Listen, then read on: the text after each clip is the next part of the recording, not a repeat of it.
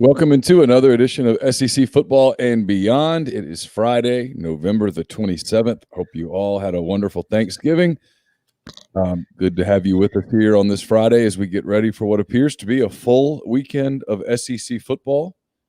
As of this moment, which is 9:01 a.m. on Friday, I've learned, Chris, we've joked about this. If there's nothing else I've learned in 2020, it's to always timestamp everything.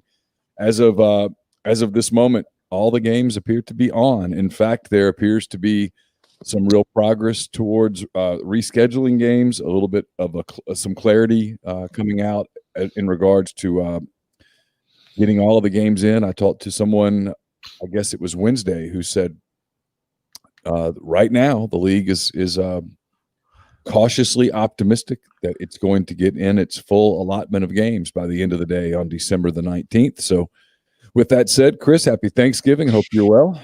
Happy Thanksgiving. Yeah, folks. And it is Black Friday. I don't know if you're like me. I make sure that I don't need to get out of the house because I don't even want to be anywhere near the roads. I don't know if Black Friday is going to be the same this year. I don't know if many people are going to hit the malls or whatever it is that they do. I wouldn't know because I don't hit it when it's in a normal year. So wish you. Hey, I was thinking about it though, Neil. Quick, let me get this in. I just reminded. What a great opportunity, though, Black Friday.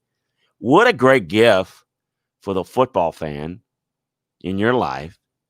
You get the holiday special over at Rebel Grove. It's true. Great for the SEC fans, the Ole Miss fans.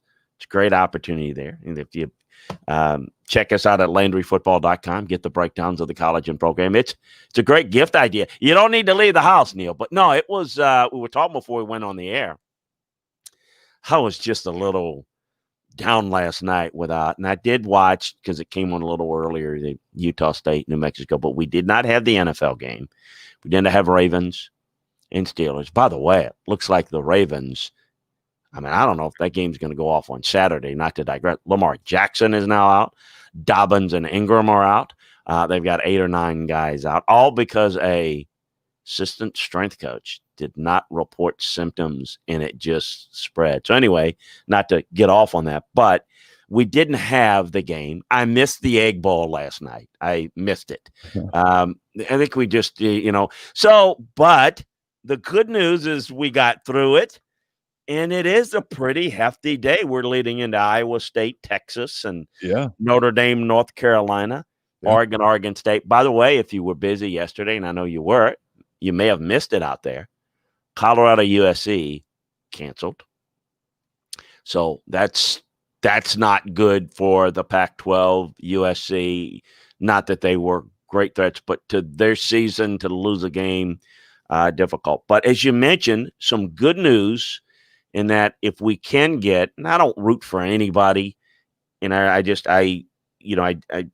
involved in the game. You learn to kind of like people and know people, but I don't root for anybody. But I am rooting for getting some things settled this weekend in the SEC. And, getting to find out the next 2 weeks. And Neil, I don't know about you. I've never felt this way. I want this season to get over. And what I mean by that is I want to get through it. I'm tired of dealing with, I don't know who's going to play. I don't know when they're going to play. Sure. I don't know if they're going to play. I just want to get to the finish line in hopes that, by the summer, middle of next year, that we are past this to the point where we can have a normal football season, well, in a normal life. I don't mean that that's important in the grand scheme of things. I will tell you this. I have a couple of friends in medicine. One is in Colorado, one's in New York, and they've both told me the same thing here in the last several days because they know that I don't know if panicky is the right word. I get a little antsy about it, in large part because my middle child Caroline's going to college in August, and I would love for her to have a normal freshman year, because you hear horror stories all over the country about kids who are college freshmen this year who basically got jailed in their dorm room, can't go anywhere, can't leave. There's no in-person instruction. They don't get to meet anybody. You get fined if you go 4 doors down in your dorm. You can't go to a different floor, all of that stuff. The stuff that you go to college and, you want to meet people and socialize and meet people from different places. That's part of the point, right? And so, I'm hoping for that. Well, anyway, I was told by a couple of different people that there's a real confidence in the medical community that the first round of vaccines, which is going to go to first responders and people on the front lines medically, that those are coming mid-December. And Wow. there's a belief that a large portion of the population, whatever that means, as late as April, are going to be getting vaccines, which at this point, no matter what you think, doesn't matter how you view it. The truth is, whether we like it or not, and we could have this conversation for hours, but we're not going to do it here. You're probably going to have to get vaccinated to do a lot of the things that we're used to doing, boarding an airplane, maybe even checking into a hotel. You're going to have proof of vaccination. I think it's going to be like we're Labrador retrievers, but that's coming. So anyway, but I think I do think that's happening. To answer your question about Black Friday, is it still on? My 19-year-old daughter was up this morning. I think She's one of those wait. Oh yeah, I think at 3:30 in the morning there was movement upstairs, and she was out and about at the stores. Some of the stores here opened at 5 or 6. I think opened at 6, but you needed to be in line by 5 to take advantage of the special. Now, is she done this before? Okay, so I'm curious to see if she notices any drop off this year. I mean, when she comes back and says, is it the same as like last year, or is it less because of the, some people are just the pandemic or whatever? They've texted their mom, letting her know about all the loot that they've gotten. So the texts were going off 6:20 in the morning with, I got this and this and this, and I was like, whoa. What? It's 6 o'clock. You're trying to get over the tryptophan still kicking in from yesterday. And last night, you're right, because I've covered Ole Miss all these years, and Ole Miss Mississippi State has become a Thanksgiving game. And it was odd yesterday. We did Thanksgiving early at my parents' house, and then we came back over here, and I'm so used to kind of mid-afternoon getting geared up to cover the game, and there was no game to cover. And then the NFL game that we're going to watch, that didn't happen. And so it was a weird, we have an outdoor fireplace. We built a fire outside, and we sat out there and watched Field of Dreams and part of The Natural, which was on MLB Network. And then we watched Beat Bobby Flay. And it was just kind of a weird Thanksgiving, because you're used to, like you said, you're used to when the tryptophan kicks in, you turn the football on, and that wasn't the case yesterday. Yeah, and I want to get to the games and all that. I don't want to get off on a tangent, but I did mention this on a couple of my other shows this past week, and I don't know how you feel about it. I imagine most people agree with this. There's no downside, but it's one of the things I always go back to: the lack of leadership in college, lack of organization and leadership in college football. This is another one of the areas where you think they could get it right. Look, I kind of understand that everybody kind of stays in their lane in essence, like, college football said, all right, NFL, you've got Thanksgiving Day, but Friday is college football day. But it wasn't always that way. I grew up where, for a number of years that you couldn't have having Thanksgiving without Texas A&M is like not having turkey. It just doesn't. Well, they don't even play anymore. And I remember one of the greatest games, or I thought it was one of the first great games I ever saw, was Oklahoma, Nebraska 35-31, Johnny Rodgers, Norman, Oklahoma. That was on Thanksgiving Day. And I always felt like, and I think yesterday and I know this year's a different year scheduling wise. I'm not saying this year, but in general, I think, and I've applauded Ole Miss and Mississippi State for making the Egg Bowl a thing. Now, it's like nationally, it's a thing. It's like people didn't know. I didn't know there was an Egg Bowl. People get to see it, and I know they've had some weird things that have happened, but what a great opportunity for college football to say, you know what, we'll have a game like we do on Fridays, Thanksgiving Friday, we'll spread it out, and we may put some games that give it center stage. It's usually rivalry weekend, so why not have a couple of games that I'm in the Central Time Zone, 11 a.m. time slot, the 2:30 time slot, the 6 o'clock time slot. And for goodness sakes, I don't think people, the West Coast version of Ole Miss, Mississippi State is a rivalry no one would ever think of. The hate, I'm telling you, is so bad. Arizona State, for example. Yep. Put that game on Thanksgiving late at night. I think that you could really take advantage of, because no one is going to look at Arizona, not no one, but most people are not going to look at that. Won't be a national game on a Saturday, but it would be. No. And I think in a normal year, you would have had that. But this year, obviously, this was about consistency with testing. They were committed to this at the very beginning that, hey, we are going to test and test and test, and we are going to test consistently and all of those things. And so I think that's the reason you don't have a Thursday game or a Friday game. Like, Fridays in the SEC the last few years, as much as it's not a big game because neither team's been all that good, but it's been Arkansas, Missouri. Or at one point it was Arkansas, LSU. It was for years and years. And the game for a lot of times meant a lot. In fact, it meant the West for a few years, I know, when Saban was there. Yeah. And then he complained that, hey, this game is going to be for the West. We need to have it on Saturday. We need that extra day of preparation, was Nick had always said.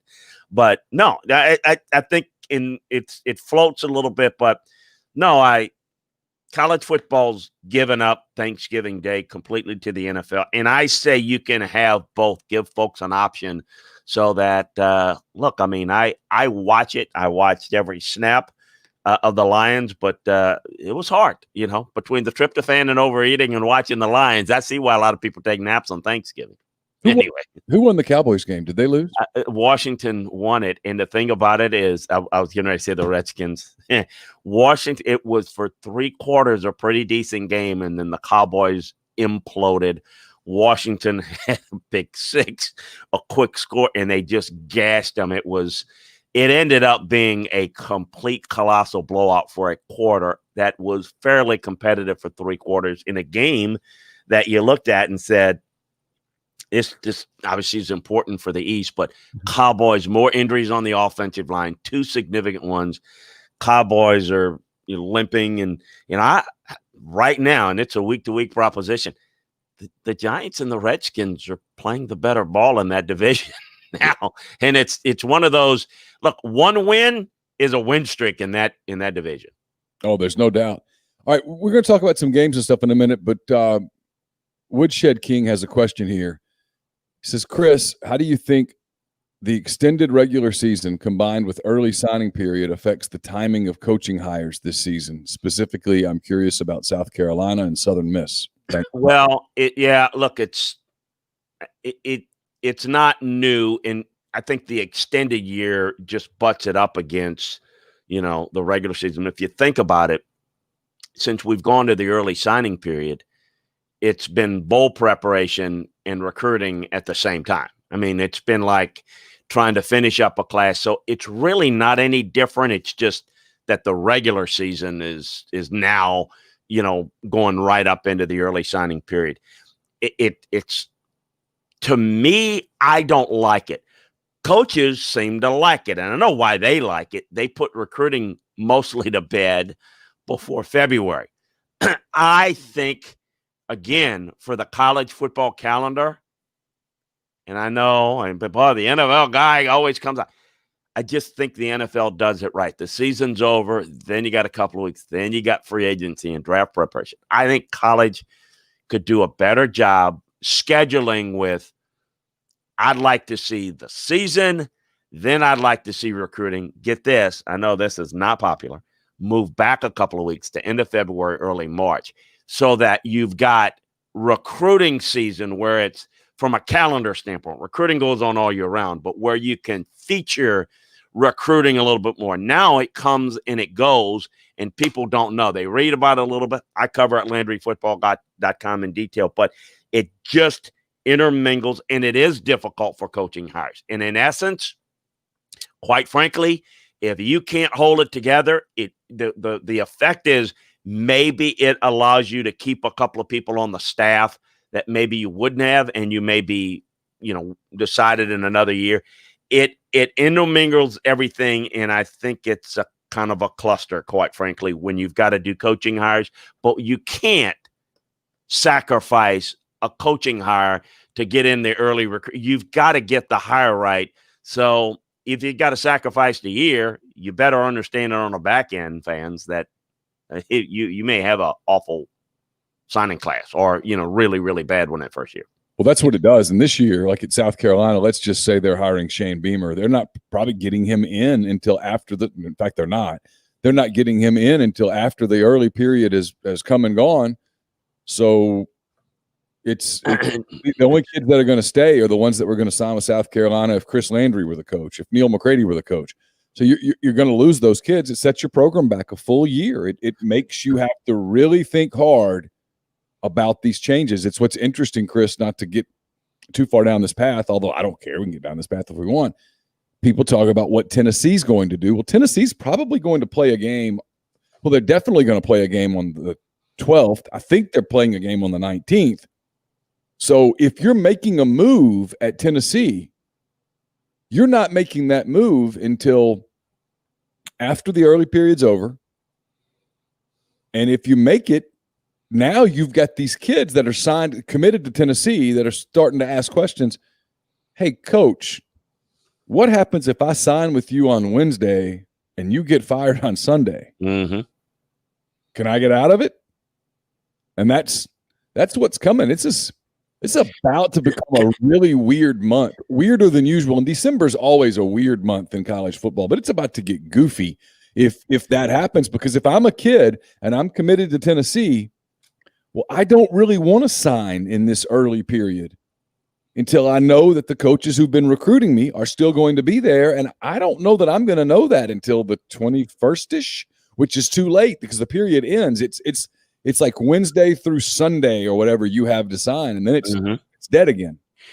Yeah, you can almost play it the other way, is that, no, our guy's coming back, and it doesn't mean that you're not going to make a change after signing day, even though you say that you are not and your guy is coming back. So in some ways you can kind of go through it. In fact, that's done an awful lot with assistants. You'll keep guys on the staff through recruiting because they've got a hold on a number of players in recruiting, but yet you really want to make a change, or they may want to be leaving for a better opportunity, maybe become a coordinator in their position coach. So it has an effect, but that is something that's a really good topic that I know I get into every year, and maybe we can. The college football calendar is really messed up. And I don't want to make it like the NFL, but the college football calendar could be improved so much, but it is without proper leadership, this is what you get sometimes, to where I think the coaching hires and the coaching searches are disruptive to recruiting. I think they're disruptive to bowl games and who's going to coach in it, who's not. That's why I think moving things back and having it back. Say, I don't have any problem with an early signing day. You want to have an early signing day, guys, have it in July of the previous year. Kid wants to commit that early, have them commit in July, 1st of August. That would be really interesting. That would be a really good, get that out the way if you really want to get it out. You don't want to do it early signing in December as opposed to February. Just doesn't do it for me, but it is very popular among the coaches. And I know it ends the majority of their work to where now they can only focus on, look, we only got 2 scholarships left. We're going to focus on that because we've got the others already signed. I get that. From that standpoint, it's good. But from the sport of college football and its interest in the level, can you imagine? And again, I'm a believer that I think it would make the recruiting process. I think there should be a window when you can transfer. I think it's like college football recruiting.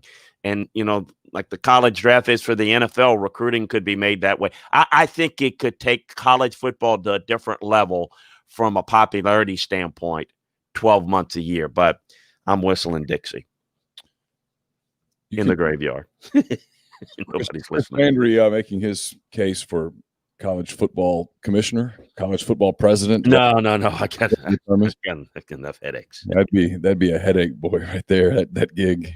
Mm-mm. That gig would be Not me. That would be a lot of work. Not enough money. There's games in the SEC this week. There's I guess 6. Is that right? So Arkansas is not playing. Tennessee's not playing. Everybody else is playing. Arkansas had COVID issues. Their game, which was scheduled for Missouri, has gotten moved till December. Vanderbilt's going to move in and play Missouri today, which means Saturday, which means Vanderbilt and Tennessee won't play until December, as we mentioned. There was the path to do that. I'll get into this, Chris. I'll tell you what I was told. I think Auburn, Texas A&M next week is going to happen as scheduled. I think Alabama, LSU is going to happen next week, assuming Alabama wins the Iron Bowl Saturday against Auburn. I think Ole Miss and Texas A&M are going to play December the 12th. Okay, 2 weeks, yeah. All right. Which means Texas A&M Tennessee will push back to the 19th. Means Tennessee Vanderbilt will play on the 12th. I think I've got this right. Yeah, I'm almost positive I do. Sounds right to me, yeah. Ole Miss LSU will play on the 19th. Alabama Arkansas will play in Fayetteville on the 12th. That might have it. Yeah, I think you got them all. That would be good. Tennessee Vanderbilt, that you mentioned them. You mentioned them early. Yeah, no, it's the other one, Mississippi State Auburn would play on the 12th. Okay, good. Well, and this weekend, Neil mentioned it. We mentioned it a couple of times last week that this weekend is really big because it and again, if it's chaos and people win, that's great. I don't care who wins, but if Alabama, Florida win, it will certainly make things easier in the league office. I don't think they're rooting, but from a scheduling standpoint, and I do think they're like, well, we're going to get to the end, by the grace of God. I do think a Florida win over Kentucky and an Alabama win over Auburn, by Tuesday when we reconvene, but certainly by before that, we'll have the schedules for the next 2 weeks, and then, let's just hold on. That's my concern is not that. It's that we can schedule it, and let's make sure that the next 2 weeks go off, because that's when we're not going to hear postpone anymore. I'm guessing we're going to hear just cancel. Yeah.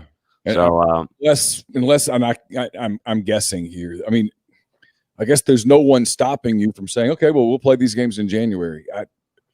I guess. I don't know. It doesn't sound like, unless they change their mind, and maybe they're just saying it because we're not going to go down that path until we have to.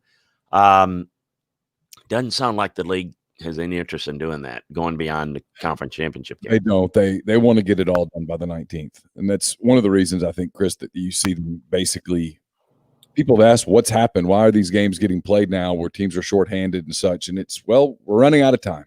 Yep. We built flexibility into the schedule. And, Ben Summerford says Florida LSU on the 12th. Yes, Florida LSU on the 12th. And then LSU Ole Miss in Baton Rouge on the 19th. That would be – so LSU would play Alabama on the 5th, Florida on the 12th, and Ole Miss on the 19th. That's that for that LSU secondary. Yes. And A&M this weekend. So let's say A&M, Alabama, Florida, Ole Miss. Yeah, if your pass defense is not good, you'll know it by the end of those 4 weeks. That's for sure. By the way, real quick. That isn't real quick. I don't know if you are aware, but I just a personal note. I want to send out my condolences to. Lost a good friend on Tuesday night. For those of you that are from Baton Rouge or visited in Baton Rouge, many of you may have visited Rufino's restaurant. Yeah. Ruffin Rodrigue, good friend, was a player for us at LSU, passed away of a heart attack on Tuesday night. And anyway, just thinking of the LSU, been thinking about him all weekend and his family. it's tough time. We got a lot to be thankful for. To lose him far too young at 53 years old. There was no sign of that coming, right? That was just sudden. No, I certainly wasn't aware of it. I hadn't talked to him in, gosh, since maybe the summer or something. Yeah, it's just really, really shocked. He played in the era when I was a young coach, and it was he at left guard, center Nacho Albergamo, who was an All-American, and the right guard was Eric Andelsek, who was obviously a great player. Tragically, died in it was actually weed eating in his front yard in Thibodeau, and an 18-wheeler. I remember road and hit him. Yeah. This was back in like 1992, a long time ago. And he went to the same high school. He was 2 years older than Ruffin, went to the same high school, Thibodeau High School. So anyway, just made me think of that. It's been on my mind. But yeah, a big LSU guy, and obviously will be missed. And I think the guys that do the traveling with the ESPN crew, the game day, I think they voted his restaurant the best one on the travels that they went, which is an awful lot. They go to a lot of places. But anyway, so not to bring us down on that. Yes, but it's as we get into it's going to be quite an interesting few weeks. And as I said before, it's going to make December a lot more interesting. A lot more games that it'd be ending this weekend, and then we'd have the conference championship game, and now we got some other games, which it's certainly going to set the tone into the off season. Yeah, for sure, it's going to get us right to Christmas, basically. I mean, so there's that.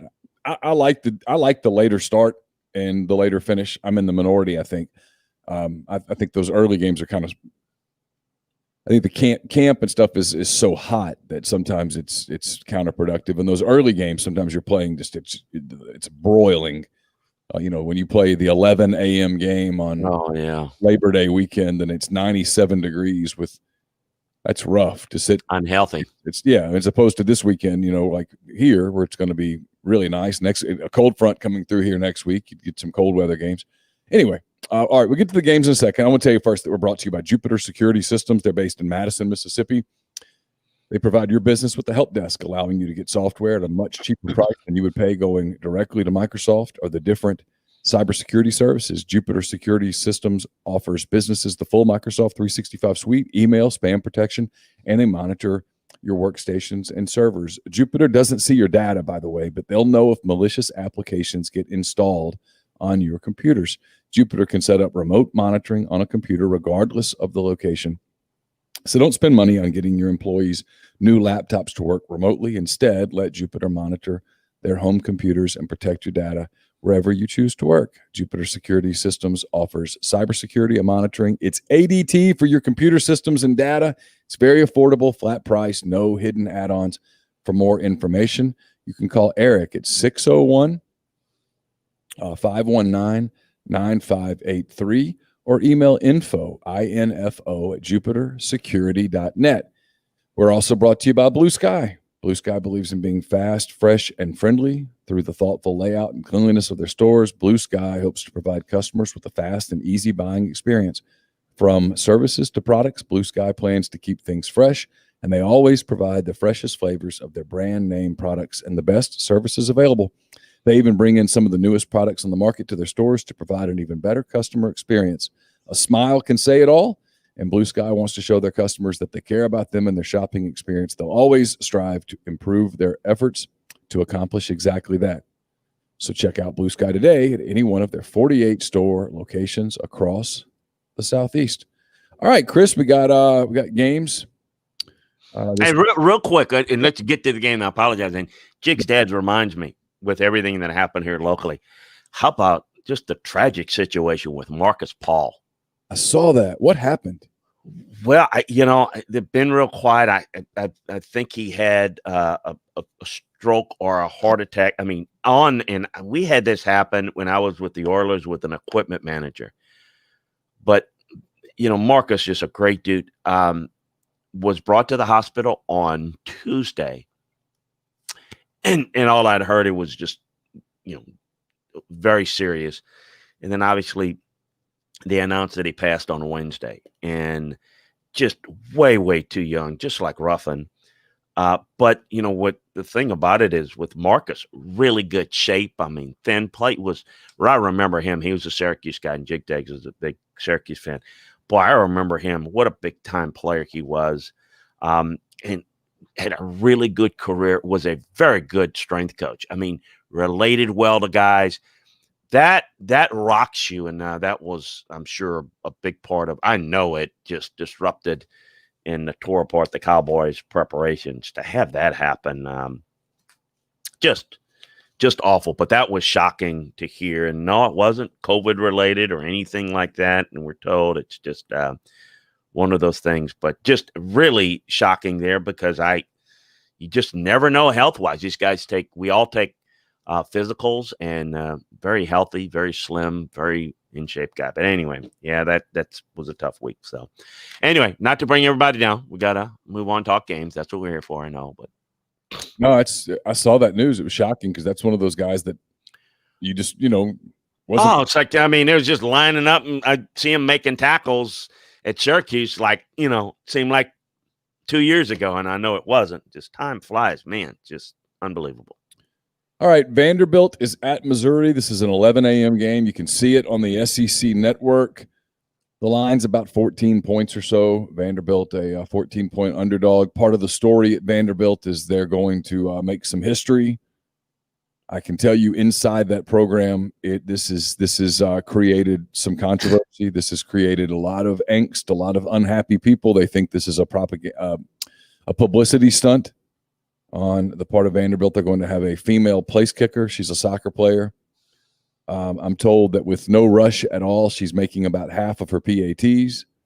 Her kickoffs are going somewhere between the 20 and the 30. People are worried about her getting hurt.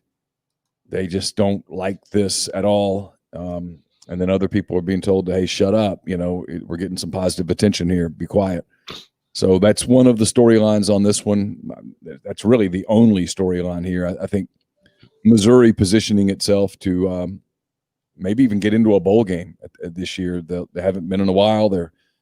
I think Elijah Drinkwitz has done a good job this season. The only other story with Vanderbilt is what happens at the end of the season with Derek Mason.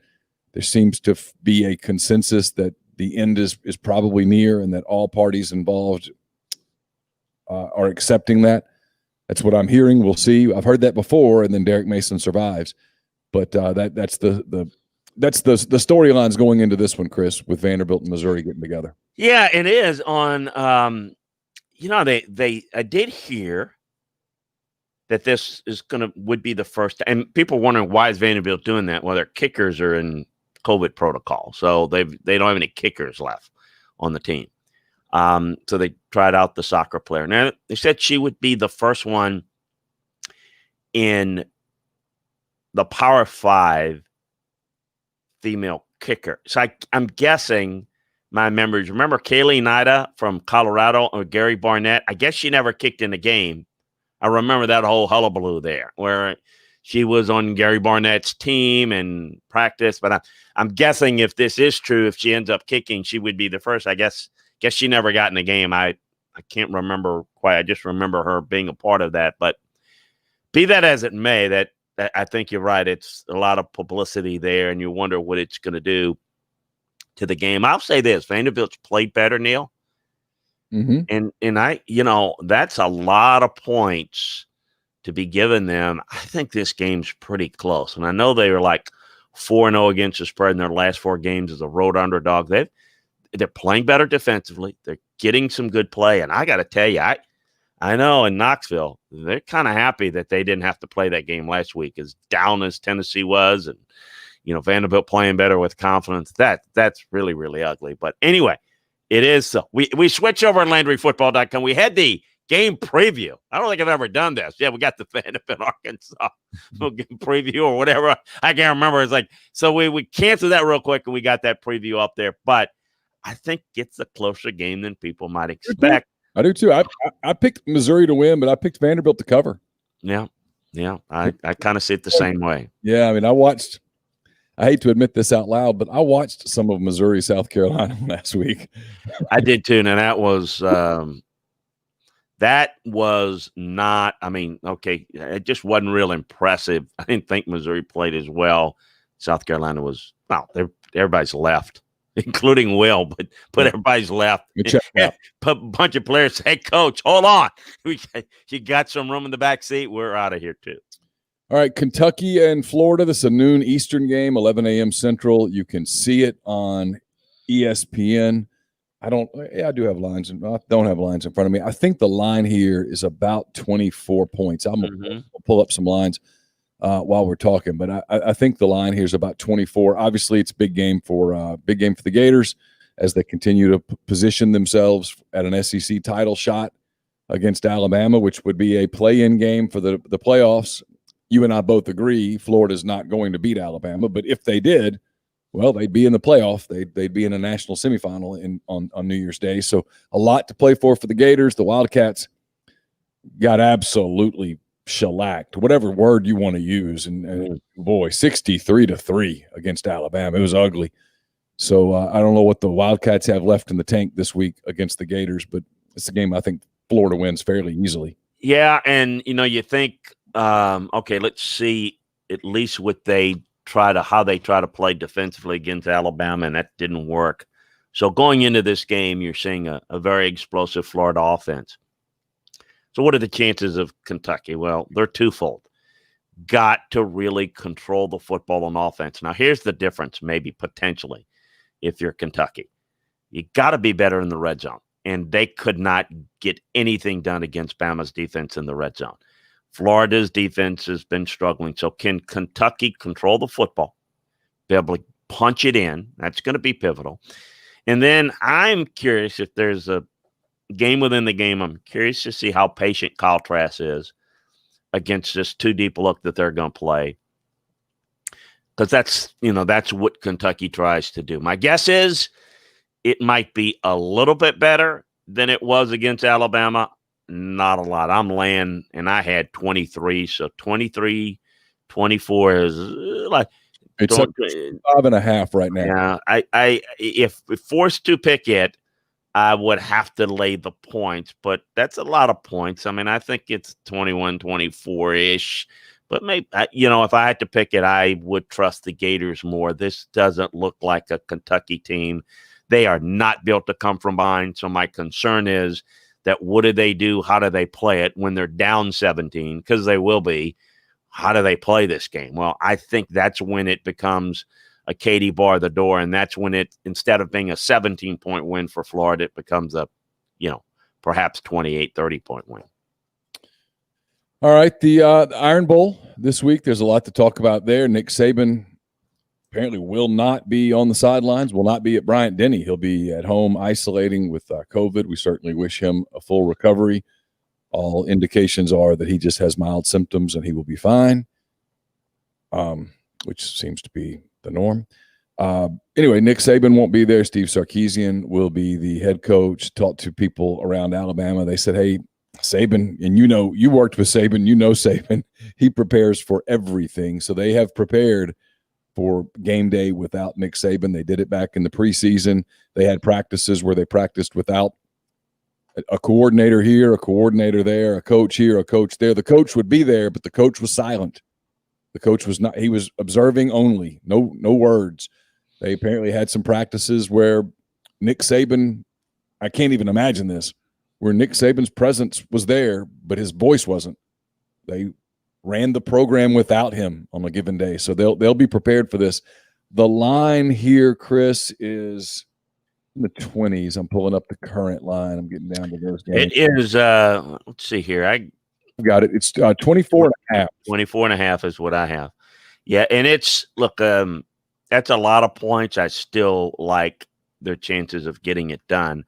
I don't know the status of how effective, I know he's not healthy, but Tank Bigsby, that's pivotal that they get the running game going.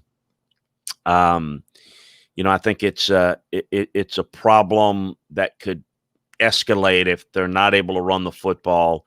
I think being pass first. This is going to be difficult for them to certainly match points. I just don't like this Auburn team being able to pull off the type of upset that they've done in the past. I don't think this defense can do that. I just think this is I just can't see this any other way. I've tried to look at it from just a viewing standpoint, hoping that, hey, this might be hopefully it could be a good game. I just can't quite get myself there. I don't know how that is going to be a really close game. I think Alabama rolls here. I do too. I agree completely. I think Alabama rolls. I just don't think this is a good matchup at all for Auburn.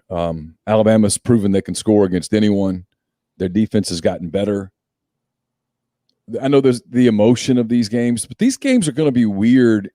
This game, and I've covered it a lot. I bet I've covered, 10, 11 Iron Bowls. And it's always packed, and it's always loud, and it's always emotional. And it won't. Yeah, it's going to be weird. Yeah. All of them are, but you're right.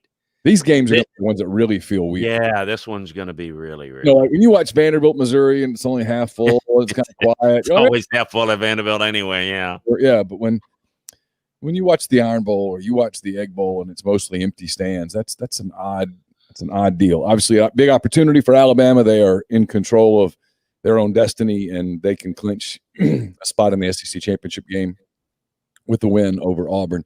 That game at 2:30, you can see it on CBS. 30 minutes later, a game kicks off here in Oxford. It's the Egg Bowl, Mississippi State at Ole Miss. The line on this one, Chris, is across the board. Ole Miss minus 9.5. This game kicks off, like I said, at 3 on the SEC network. Give me your breakdown of Mississippi State and Ole Miss.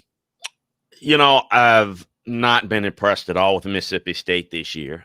Last week was a little better against Georgia. They played pretty well. Maybe has found a little something offensively that they can hang their hat on a little bit. But they're only, you look at the overall average offensive output. I mean, they almost, about 7 points more. They scored about 7 points more last week than what their average has been. So maybe they can maybe they found something to be competitive and score some points here. We know Ole Miss's defense has not been good. It's very capable of being scored on. I think the thing you have to do is you have to play a lot of zone against this team. That's what Georgia did, and you'll give up yards. Don't worry about yards. You just got to play good red zone defense. You've got to tackle well and force some tight throws in the red zone, and that's the key to defending Mississippi State.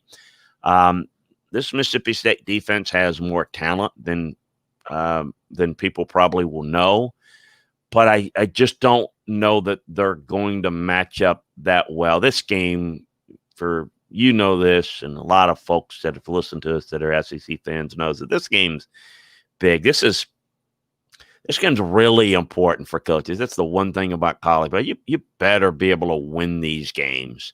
It just they start to hey, you're 1-0, you're 0-1, whatever it is, you're 2-0, you're 1-1. These games start to. It's why Gus Malzahn still has a job at Auburn. Yeah. Did you see Bruce Feldman's story yesterday? No. Last year's Egg Bowl is really good. It was a story in The Athletic.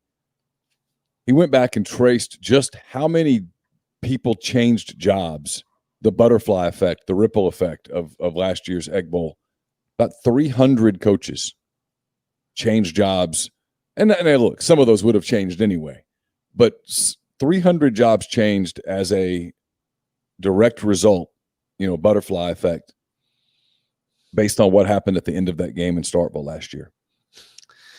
That was one of the unbelievable situations, because I firmly believe they deny it to the end, but I firmly believe that the Leach hire, which I did not think and do not think that's a good move. I'm just saying, not even a good move for Mississippi State.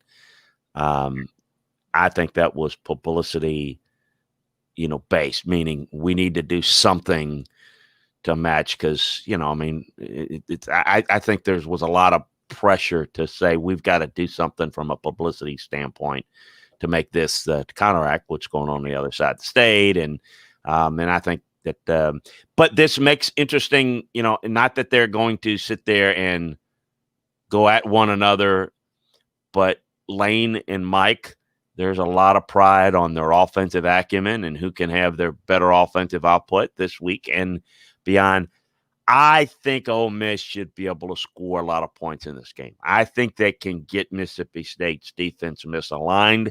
I think they can get them chasing. I think they can get them on misdirections.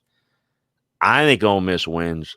I think they win big. I think they win, 13-17. I think it's in that range personally. But rivalry games are always difficult. Certainly wouldn't shock me if Mississippi State plays their best game of the year, which off last week, that would be saying something. I just think that you're going to get both teams' best for the reason that we mentioned. I just look at what is the strength in this game. Ole Miss's offense is pretty good. They can line up, play with just about anybody. Mississippi State's offense has not shown me any consistency. And while their defense is the strength of their team, I would not call it a strong defense. So there you have it. That's how I see it. And what say you, Neil? I think Ole Miss wins. I'm a little reluctant with the line. On my pick, I picked Ole Miss to cover. And I think I agree with you. I think if you told me that one team won big, I would certainly bet on Ole Miss just because they've been able to score on everyone except Arkansas. I worry about Ole Miss's defense just kind of against anybody, though. Yeah, they have tackled okay, and the teams that have punished them have been teams that run the football. If you can run it, boy, you can really punish Ole Miss, and just about everybody has. Well, State doesn't run it. State uses the passing game as a running game, and Ole Miss has tackled better in space lately. So I kind of think it's high scoring and that Ole Miss kind of gets away. And I think you're right if you made me bet. I don't really factor in the rivalry part of this and all that stuff because my experience, and I know what everybody says, you can throw out the record books and all of that stuff. And yes, you do get more upsets in rivalry games than you do regular games, but typically the best team wins. And I think this year Ole Miss is better than Mississippi State. I think it's a big spot for Lane Kiffin. He's got some momentum. They play A&M and LSU in the final two games. Those are going to be two difficult assignments, obviously. This is a spot for him to get a fourth win, to put himself in position to go 5-5 potentially, to get into a bowl, to have some momentum and all of that stuff. And Mississippi State, if they're a pirate ship right now, it's one that's taking on some water. And if you're Lane Kiffin, you don't want to bail them out. You don't want to help them plug the hole. You'd like to put another hole in the bow. So I'm guessing that's where this is going. I'll tell you this real quick, a side note for people who don't follow it because they follow other teams. If Ole Miss wins, pay attention to how big of a deal they make this. I have a feeling that there's going to be a fairly ho-hum approach to it, which I think is smart. We've talked about this before, Chris, about perception. Whether it's reality or not, we'll find out in time. Lane Kiffin intends to win big at Ole Miss. Can he? I don't know. We'll see. But if you're going to win big at Ole Miss, beating Mississippi State can't be the penultimate moment of your season. It just can't. It's got to become, it's got to just become, hey, this is a game we play. It's a big game. It's a rivalry game. It means something, but this is a game that we win and you move on. It's got to kind of become sort of like Oklahoma State has for OU. Yeah, it's a big game and you play it and it has a nickname and all that stuff. But it can't mean so much. And boy, with Matt Luke, and I have the ultimate respect for Matt as a person. I think he's a really good coach. I just think the deck was stacked against him here. But he made this game the end all be all year. It meant something to him. And I think when you're at Ole Miss and you're recruiting regionally and you're trying to get to a place where you can recruit nationally, whether you can get there or not, I don't know. But when you're trying to get there, this game can't be the biggest deal in the world because that kid that comes over from Georgia, Mississippi State's not going to be the biggest game on his schedule. Right. And Matt, that's the difference between Matt being a player at Ole Miss. That game means more to him, a Mississippi boy. Whereas Lane Kiffin and Mike Leach, I mean, they're told how important it is, but you're right. That game doesn't mean as much to them in terms of here's why it means a lot. Here's why winning that game means a lot. Because if you don't win it, you lose it. Yeah, exactly. And the loss is really bad. It's not a game you want to win. It's a game you don't want to lose. Because if you lose that, then it's like, you kidding me? You can't even beat fill in the blank. You can't beat the other team, because I think it's both sides that way. Now, I do think Dan Mullen is a guy from New Hampshire that made that a pretty big deal. I mean, he's an example of a guy that wasn't from that area. He played Ole Miss like a fiddle, man. He did. He played Ole Miss like a fiddle, and every time he would set a trap, they fell into it. Every single time. He did it, and they bit. I mean, he would set this trap for Hugh Freeze, and Hugh Freeze would just leap into it. And it was like, man, you guys – and you're giving them what they want. They want that to be a really big game for you, too, and Ole Miss has to get away from it. All right, we're kind of up against it a little. Speaking of two teams that do not like one another, everybody talks about Alabama-Auburn. I covered Alabama-Auburn, as I said, I think 11 times. I never saw anything resembling a fight between Alabama and Auburn. It is the most respectful, mutual respect, mutual fear rivalry I've been around. Alabama knows, hey, Auburn's never going to be crappy. Auburn, deep down, even when they were winning 6 in a row, were like, one day they're going to come back. I mean, it's just a matter of time. And those rivalries were pretty classy. Ole Miss, Mississippi State, not so much. Texas A&M, LSU, quite frankly, it's gotten a little chippy the last few years, and there's a lot of crossover with the two programs and all of that stuff, and they get together Saturday night at 6 on ESPN. LSU is I had it here in front of me. LSU is a 15-point underdog in College Station. What do you say? What a change in of the past couple of years. 2 years ago, it was at 12 overtime or 13, or I think it was 12. What an unbelievable, 77. Everybody's – and then you had the situation where it's a little bit of a backdrop. LSU chased Jimbo Fisher a couple of times for the job, and they didn't, and then they ran after Tom Herman, and then they settled for Ed Orgeron. That's how it played out, folks. And of course, Scott Woodard, athletic director at A&M, who was with Jimbo Fisher when Scott Woodard worked for Mark Emmert at LSU, and Jimbo Fisher worked for Nick Saban, went out and courted. And Jimbo Fisher, basically the last half of his last year at Florida State, was already putting his staff together at A&M. He was already headed towards College Station. The famous throwing his Christmas tree out the day after Christmas was interesting. All that kind of stuff. So you have that sideline to it. But then you had that 12 overtime game, and it had the officials' calls. And A&M or LSU is quite a bit better, more talented, but they lost that game. And then you had the fight after the game. And then you had Damian Craig punching Steve Craigthorpe, who assistant at LSU, was a staff assistant, analyst. Yeah. Steve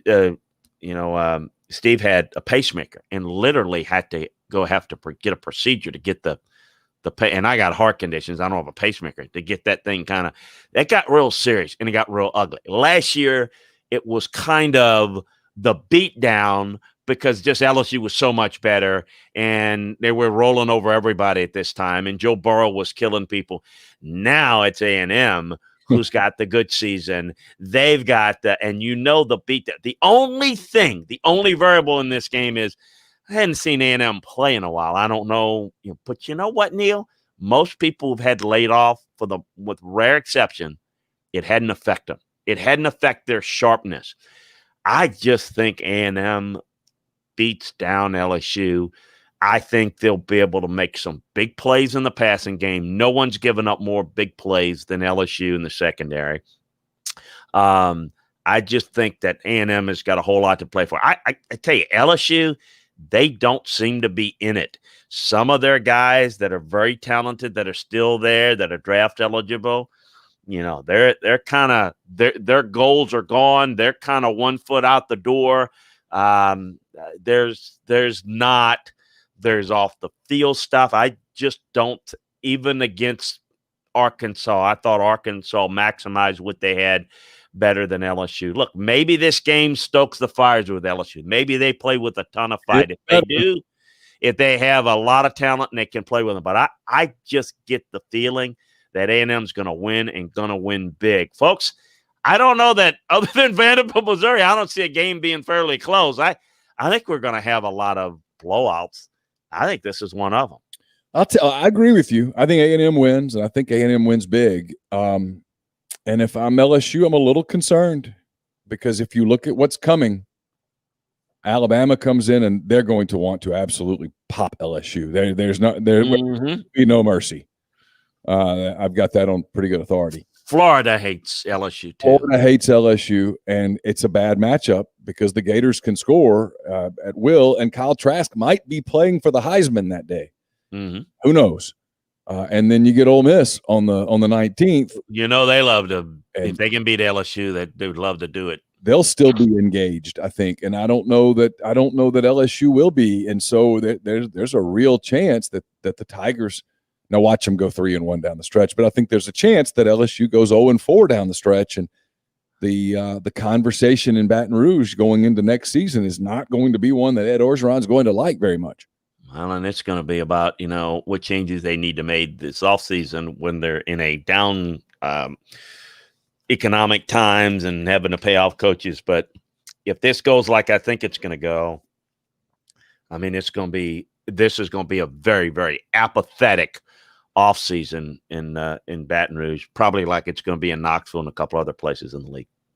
All right, the last game, Georgia is at South Carolina, 7:30 Eastern, 6:30 Central. This game on the SEC Network. I'll find the latest betting line is 21.5 or something. Yeah, Georgia laying 21.5 in Columbia. That's a lot of points. But, man, as we talked about a minute ago, we talked about checked out. The Gamecocks pretty checked out. They kind of had their Waterloo in Oxford against Ole Miss, and since then it's been, we'll see you. Everybody's out. People are moving on. J.C. Horn moved on. They fired Will Muschamp.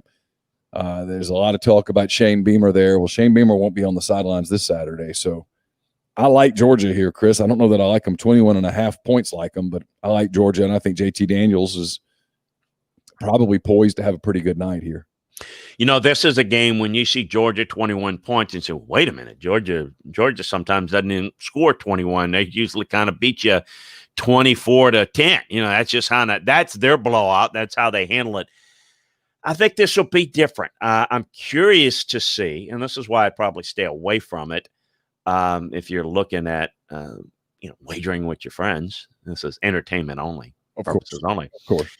But I'm curious to see what they do with J.T. Daniels, meaning, I think they may do a little bit more, may be more aggressive. I think they want to run the football a little more. So this might not be quite as high scoring, but I don't know that they will be able to help themselves against the South Carolina defense that completely has checked out.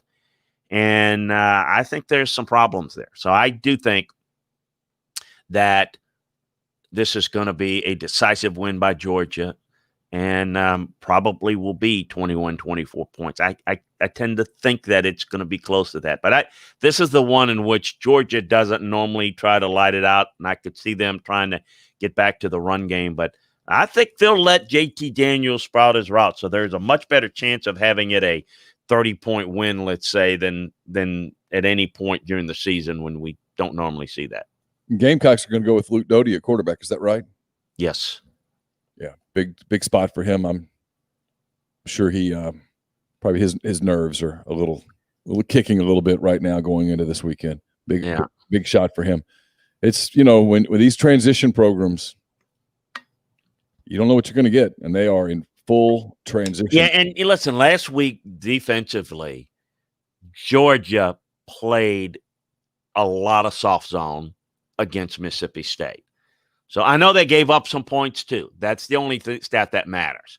But I think they're going to go back and be a little bit more aggressive, and I think they're going to bring pressure, and I think they'll play a lot more man, and I think their defense will perform better because they're going to play a different scheme, which you don't want to play that man scheme against Mississippi State, and they did.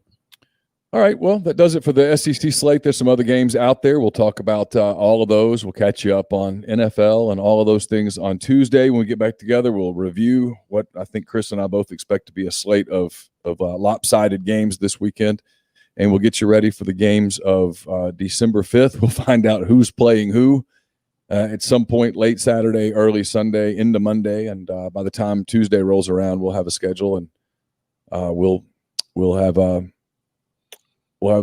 know what we're talking about. Spartan, the last thing, Chris, he says, is Helinski, the quarterback at South Carolina, looking to I think everyone that loses their job is always looking. I haven't heard anything definitive on that. I think that you're going to have a lot of that. And of course, my experience is it's not all grass is not always green, but there's going to be a lot of that. Yeah, it's going to be tons of guys that jump into portals every year now until they get a better handle on coordinate how this is done. My biggest concern as we go out the door is that, and everybody says, oh, players should be allowed to go anytime they want. Here's the problem. It's not good for the players because you've got more players transferring than there are scholarships available. Yeah. And so when you look at the transfer portal, look at the kids that leave thinking it's going to be better and they can't find jobs. They can't find scholarships. Yeah. That's the problem. That's what people don't know that don't worry, people that on the outside just say, oh, yeah, on theory, it looks good that they can transfer. I think a kid always ought to be able to transfer if there's legitimate reasons. But I'm not starting, I'm leaving, and then I'm not starting, I'm departing. Well, they end up ruining their careers because they have no landing spot, not even at lower levels. You don't have 85 scholarships, And people say, they're going to transfer to Division II. There are no scholarships there. Well, and here's the other thing, Chris. In the aftermath of a pandemic, you're going to see a lot of the group of five in low school. They're not going to use their full complement of That's correct. They're not going to be able to afford to use their full complement. Right. They're not going to have the money to do it. The athletic department pays for those scholarships from the university, and they don't have it. These are the things that people don't get. And the players don't get, and they get bad advice or they get frustrated and they regret it. 80% of the time when I had a kid as a coach transfer, they always said, Coach, I made a mistake. That's what I worry about. And I see it time and time again. Anyway. Yeah, the Ball States, I don't know why I'm picking on Ball State here. The Ball States, the Central Michigans, the Utah States of the world, I'm telling you, it's going to be a couple of years before all of those programs are back to their full complement of scholarships. They're going to have to cut cost, and that's a painful place to do it. But when you have to cut the budget, you have to cut the budget. It's what people don't understand about budget cutting is it's real. It's not play money. The CFOs in these athletics programs and the ADs, when they sit down together, the conversations are probably not always very fun. But it's, hey, we don't have the money to do this, and where do we slash it? And this is coming. And the optics of, we can cut swimming. Well, the optics of that's really bad, And so while sometimes that's a good business decision to cut a sport that doesn't make it, Title IX and all that, there's a lot of things. This is not a true business in a sense, in that you just don't normally make the cut that you need to make, that from a pure business standpoint, you have to worry about it. So anyway, no, I think it's a great point. All right. Enjoy the games, folks. Yeah, absolutely. A lot of them. Enjoy the weekend. Enjoy your holiday shopping as Black Friday is upon us. Enjoy the weekend. Enjoy the games. We'll be back with you on Tuesday for another edition of SEC Football and Beyond. For Chris Landry, I'm Neil McCready. Talk to you on Tuesday. Take care.